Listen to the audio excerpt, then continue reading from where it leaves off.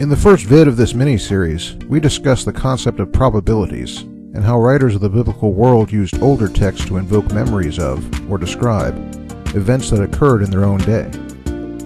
For this installment, we'll be leaving the Bible to the side for the purposes of demonstration, to show just how easy it is for writers to craft perfectly accurate accounts of history, using other texts with broadly similar reported events. We'll also explore some of the fallacious techniques used by critics to force parallels even when they aren't there.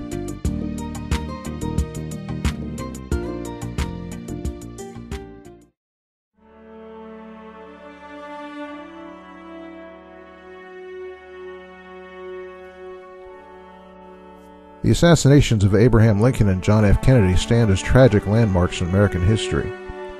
They also provide an excellent opportunity to demonstrate the faults in many critical arguments about biblical authors and their use of the Old Testament, or even other older texts like Homer's Iliad. Years ago, I wrote a parody article in which I posed as a scholar writing in the next millennium, who used parallels between the assassinations of Kennedy and Lincoln to argue that the story of Lincoln's assassination was made-up history, just like critics say of the New Testament.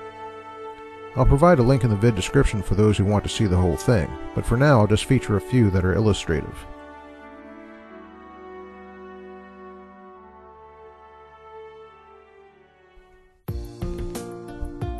The first point we can note is a practical one.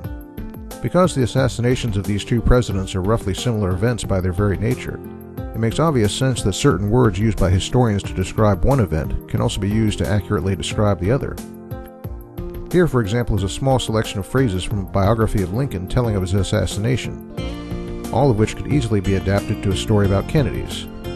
Phrases like gunshot rang out, slumped forward, screams, a medley of voices, and so on, reflect events and actions that would be common to virtually any public assassination, or even any murder, attempted in the age of firearms. Yet it's perfectly clear that their reuse can be done without any compromise of historical accuracy.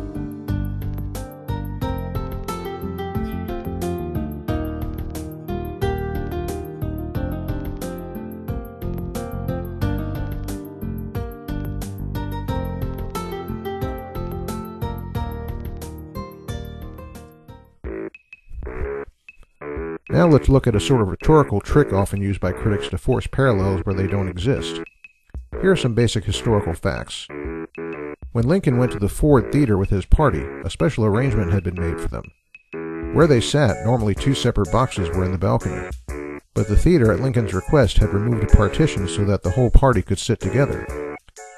In addition, Lincoln preferred a rocking chair to the normal seating, so the brother of the theater owner provided one. Kennedy, ironically, rode in a vehicle called a Lincoln, manufactured by Ford. It was a custom vehicle with two jump seats. The rear seat rose 10.5 inches at the flick of a switch. Now on the surface you're saying, wait a minute, what's the big deal? I don't see a parallel. Well, that's because you're not a critic. The way critics force a parallel in situations like these is to appeal to what I call a lowest common denominator description, one in which they craft a description of both events in such a general way that it manages to capture both of them in a much too broad category. In this case, as vastly different as these events are, you could collapse both of them into a broad category and say, both Lincoln and Kennedy had special seating arrangements before their assassinations. And this is exactly what many critics do to create some of their parallels.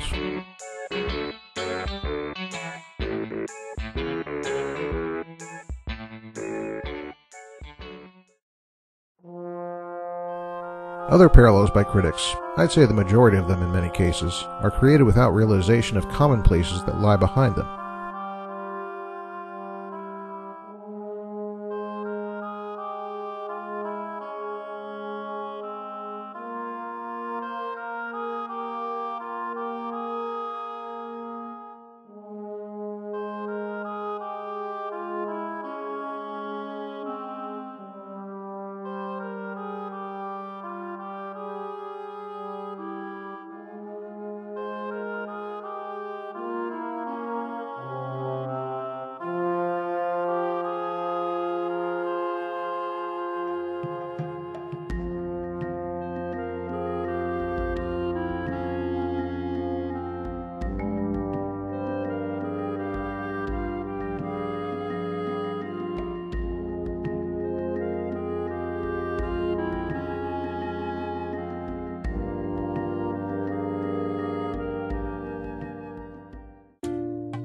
The ease with which it's possible to create parallels between the assassinations of Kennedy and Lincoln make it clear that it's no great chore to do so, and to do so without compromising real history.